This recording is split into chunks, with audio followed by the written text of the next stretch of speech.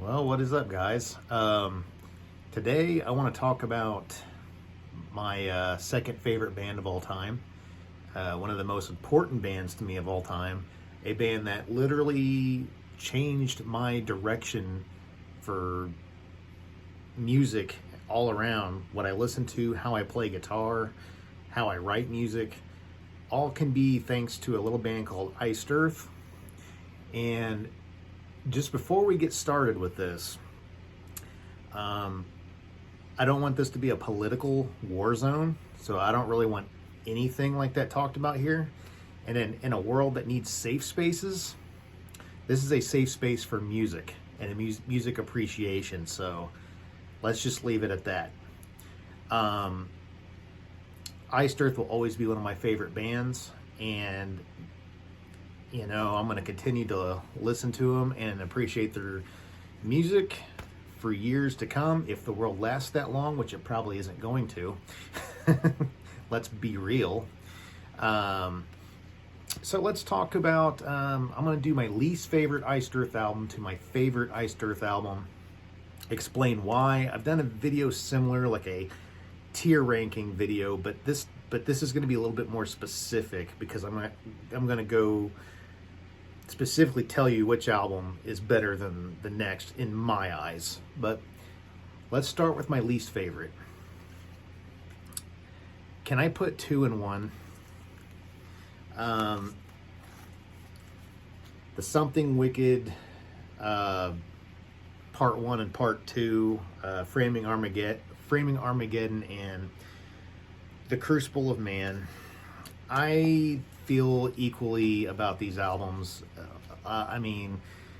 They could have all been one big album, and I would feel exactly the same about it. I just think I don't really understand how these happened, because usually when Schaefer writes epics, he excels. But for some reason, these just fell apart. I don't know if there was things going on in his life, which I think there was, that made him not as good. The songwriting just lacks so much. It's like there's so much ambition here. It just isn't like channeled out in a way that just, makes it fun to listen to. It's like the story is more important than the music here. And you can kind of tell. I don't know. I like that Ripper sang on one, and Barlow came back to sing on the other one, and Barlow couldn't even save it. And I like Ripper, don't get me wrong, but I thought, well, maybe Barlow, maybe it'll start feeling like Iced Earth again. It just didn't. And I can't sit through these albums. I don't know what it is. There's a few tracks on each that are pretty decent. I just can't help it. As much as I try to like these, I just don't get much out of them. So, yeah, there's that. Next, I'm going to do Plagues of Babylon. Troy Seeley played on this. He's a guy that I know that worked at a local guitar store for years. I've known him since he had short hair and was playing bluegrass. Yeah, before Iced Earth. He's kind of a rock, like a hard rock guy, but he did join Iced Earth somehow. I think he just got along good with Schaefer, and he introduced me to Schaefer one time. Like, he walked in, he was in the store trying out amps or something, and Troy goes, "There's somebody here I think you'd like to meet." And I was like 16 years old maybe, and he introduced me to John Schaefer, and I had thought my legs were going to fall off right then and there, because I was just getting into Iced Earth like hardcore. I already considered them my favorite band at that point. And before I even met Schaefer, Troy showed me like this really cool like horror show picture disc vinyl in a frame and stuff like that. Like, it was just really cool. And he had a Iced Earth vinyl box set. It was the Alive in Athens, which is funny enough, I actually have. I wish I could turn the camera around right now, but I actually have that, and I got the vinyls on the wall. It's not the one Troy had, but I found one myself at a Karma, back when Karma actually sold music and not just drug paraphernalia. Yeah, so I got that hanging on my wall right now. But anyway, back to Plagues of Babylon. This album, just it's so plain Jane to me. For it, I hear like some like burnt offerings trying to come out in this a little bit. It's just not nearly as interesting, and I feel like I'm hearing riffs that Schaefer's already played before in here. And then, like, I don't know, it's like the production, I don't like the way the guitars sound that much. Later Iced Earth, his guitar tone just diminished so much over each album after like Horror Show. Like his guitar tone just kept getting bigger and bigger, and post Horror Show it just started getting smaller and smaller. I don't know what the heck. And I'm not the only one that's noticed this. Surprisingly, some people chimed in my other Iced Earth videos and noticed that as well. So I don't know. So there's that. And I'm sorry, I know some people really like Stu Block's voice. I don't really like him that much. I think he's a good singer. I just think he's trying too hard to be a mixture of Barlow and Ripper at times, and I'd rather have one or the other and have the full thing. Like, I don't know. I mean, he's a good singer. He's got a modern voice that I don't like. Iced Earth is more of a throwback to old school metal, and he has a modern voice, and that's just not what I'm looking for. But yeah, I don't know. I mean, there's some good songs on here. Oh, and even Hansi did a guest vocal on Among the Living Dead, and all he did was like this one scream during like the chorus. I don't know, man. I don't know. Nothing about this album really, it thrilled me. Next, we'll talk about Dystopia. I think this is pretty good. It's among the best of the Stu Block albums. It was the first Stu Block album. I think the songwriting's pretty good, but what weighs this down, I don't like the production, mainly because it's just that real modern, sterile production, and the guitar tone is just too tiny. Like it just gotten so small by this point, and and of course Stu Block's voice, and I don't know, like, but the songs are good. Like I think if you would have gave him the old school production, old school guitar tone, and you put like Matt Barlow or even Ripper on this, I mean, this could have been one of my favorites. It's just got so many things around it that weighs it down, and sometimes this dystopian theme is kind of depressing, because I think we are heading towards that, and it's too real to me. Like, I'd rather hear how we're going to overcome this, not, I don't know. It's just not one of my top favorites. Incorruptible. Of course, I got all the Stu Block albums like closer to the bottom. This is probably my favorite of the Stu Blocks. And unfortunately, this was the last Iced Earth album. It might be the last one ever. I don't know. I really don't know. But this album, I thought, again, it has a lot of the flaws from other albums. I just think the music's just a little bit better for me. It sounds a little more like Iced Earth.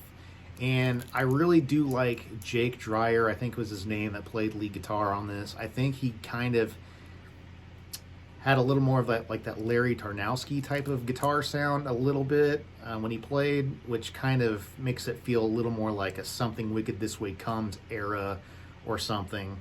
But it's still, it's still a Stu Block album. I feel like there's not enough fast stuff on this either. Might I mention that with a lot of the Stu Block albums, and really recent Iced Earth albums, is he don't write the thrashy fast songs anymore that just make you want to bang your head. A lot more slower ballady type stuff. Kind of, I do miss those faster headbanging tunes, man. I just do. But this is a pretty good album. I guess if they're going to go out, that's a way to go out. But next, and I know a lot of people disagree with me. Some people think this is the best Iced Earth album. I don't know, and I whatever. I think the Dark Saga is very good. However, I think the songs are so plain Jane, songwriting wise, that it. I'm just kind of like, dude, you could have easily put an extra solo in it or something, and or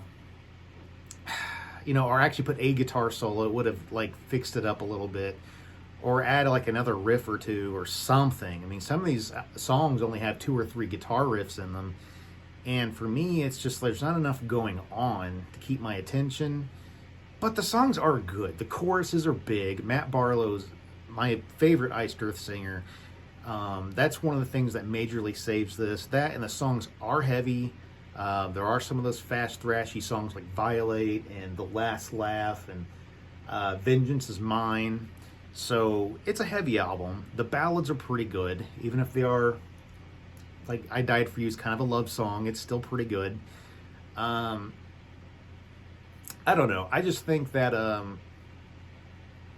Iced Earth has done a little more interesting work, but that's just me.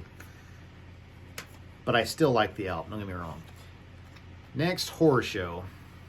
Can't believe they haven't taken off the sticker. This is actually a rebuy. I rebought this for, it was a double disc, and I guess it has an interview or something on the other one, on the other disc, so I rebought it, but I just never took the sticker off. I still got my original over there, but Horror Show. This album has probably the best production of all of them, in my opinion. This is where the guitar tone sounded its best, at its biggest, its fullest. Matt Barlow sounds amazing. I think sound-wise, this is the pinnacle of Iced Earth. The songwriting's really good, too. This might be one of Schaefer's most ambitious songwriting albums, in my opinion. I mean, songs like Damien and the Phantom Opera Ghost, Dracula, freaking Wolf. I mean, like, so good, man. So good. I think it's kind of like the whole monster theme is okay. It's kind of like something I want to hear more around Halloween, but it's cool though. I mean, he did a good job with it, and while I think there's still albums musically that I think are more, that I like slightly more, this one's freaking awesome. Next, Something Wicked This Way Comes, the very first Iced Earth album I ever got, and I got it for Christmas one year. One of the best Christmases ever. I got this, I got Rust in Peace, I got Rain and Blood by Slayer. It was kind of like a big Christmas that year, and I'm surprised my parents found this for Christmas for me. This album is kind of like Horror Show, but more, instead of like the monster theme, there's more random themes on here, you know what I mean? The production is probably the second heaviest next to Horror Show. This album's kind of weird. There's a lot of ballads. There's a lot of songs that go heavy ballad, heavy ballad. I never thought about it for a while, and then I noticed it after somebody said something, and it kind of made me think, yeah, you know what? That's kind of weird. I don't think I love that back and forth heavy ballad thing, but it's not bad because the songs are good, the ballads are good, the vocals are amazing. Matt Barlow, of course. So I've got really nothing bad to say about this album, except for maybe that I've wore this album out by listening to it, walking to school, high school, and junk. Like, I totally wore this out. Like, this is like my favorite album for like a long time. But I even like recorded this onto a blank cassette tape back when that was still slightly a thing, and I used to mow grass listening to it. It's when I smell cut grass, I still think of this album. It's really weird. Next, Burnt Offerings. I almost had a hard time putting this above Something Wicked, but a couple things. Musically, this is one of the best albums Iced Earth has. The songs are really creative. There's some oddball things going on this album that's just awesome. Definitely one of the most creative Iced Earth albums for sure, and probably the heaviest. I think that's very safe to say it's the heaviest. Definitely the darkest. Now, with that being said, and I know John Schaefer actually hates this album, but you know what? I think it's really good. The only thing that drags it down for me is I'm not as dark of a person for being a metalhead. I don't like looking at dark things as heavily as like lighter things, like positive things, because I just get depressed the more darkness. Like, I don't watch a lot of horror movies. I kind of like the happy ending. Let's just say that, unless it's just such a good twist that it just leaves you thinking. But I don't know. Like, this album's just incredibly dark, a little bit too dark for my taste. I mean, we got like a 16-minute song about hell on here. I mean, you know, that's just great music, just a bit dark. Last December, incredibly dark. You know, I don't know. I like this album for its music and its ideas the most, though. That's my biggest reason why I have this as high up as I do. But yeah. Next, The Glorious Burden, which, funny enough, when this came out, I liked it, but I wasn't like super crazy about it, like right off. Like, first of all, Matt Barlow left. Okay, I declared this band my favorite band for a couple of years. Then Matt Barlow leaves, and then they put out an album that, instead of like dark fantasy type themes, it's all about world history. You know, like, I didn't really think much about world history at the time. It wasn't really something that I really thought about. I hated school, you know what I mean? But over the years, I come to love this album. This is definitely, lyrically, the subject matter, it is actually my favorite in that regard now. I have changed so much over the years. And I like Ripper, but I just wanted Barlow, but now I love that Ripper's on this. And it's the best thing Ripper has ever done, in my opinion. It's the best thing he's ever sang on. So, and you can't forget about the Gettysburg trilogy on the back. Like 30 minutes worth of awesomeness. Like, probably the most epic, best thing he's ever done, honestly. And When the Eagle Cries is probably the only thing I don't really like on that. That's a skipper. It's just too sappy. I don't really get into that. Even if the song has a good, you know, a good meaning, I'd rather hear, like, instead of crying about it, I'd rather hear songs like Green Face, you know, that are like, or The Reckoning, you know, it's like, let's do something about it. Let's not cry about it. But that's just me.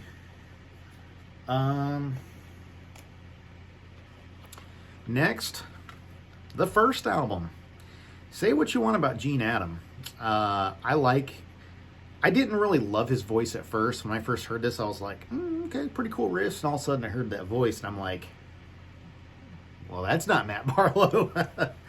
But to be honest, though, he grew on me. He's very rough, kind of like the music's.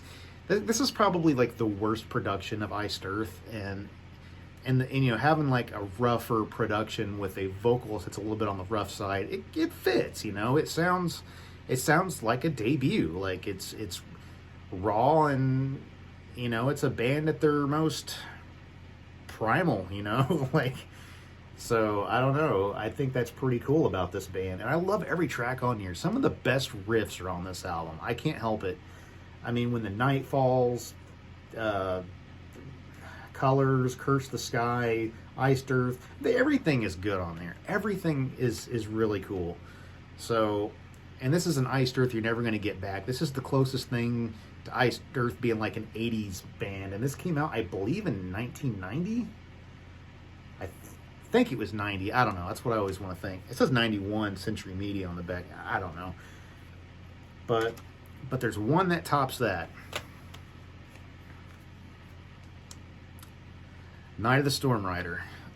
Basically, it was basically musically similar to the first album, only on steroids. Like, we got the equal amount of good riffs. It's just this time we got John Greeley, like someone who could, like, almost like their own Rob Halford, you know, like someone who can really hit some good notes and is a little more polished up as a singer than what Gene Adam is. And I'm not putting down Gene Adam. I like Gene Adam. But John Greeley was a little more polished of a singer. The songs have, it's a concept album, so the album's got more of a more cohesiveness of purpose, I guess. And the production is probably a hair better. It's not really a ton better than the first album, but it is better. A little more of a sleek production in a way, but it's the riffs and that I really love. Pure Evil is probably like one of my top favorite Iced Earth songs, and just because of the riffs, you know, like I just love the roller coaster ride. But everything on this is good, man. Traveling Stygian, Angel's Holocaust, Storm Rider, The Path I Choose, all good, like really good stuff. And it'll always be my favorite Iced Earth album just because it's just so fun to listen to. Definitely the antithesis to like the Dark Saga, okay? Like there's a lot going on here. And last but not least, I'm just going to go ahead. I'm not going to put Days of Purgatory. It's just a redone album. I've already done a video on that, so go watch it if you want to watch it. But I do have an alternate, another Burnt Offerings that I actually found at a flea market that was autographed. I think that's kind of cool. I have the also I found this in Bloomington, Indiana, at a pawn shop. Actually, my friend found it. Ended up selling it to me for some reason, so I bought it. Autographed, alternate cover of the first album. And just because I wanted to, I ended up buying this off eBay, the alternate cover of Night of the Storm Rider, just for my collection. But there we have it, guys. There we have it. That's Iced Earth, breaking down a little more of, you know, like why I like one better than the other. So cool. If you like this video, like, subscribe, stay metal. I'll talk to you later.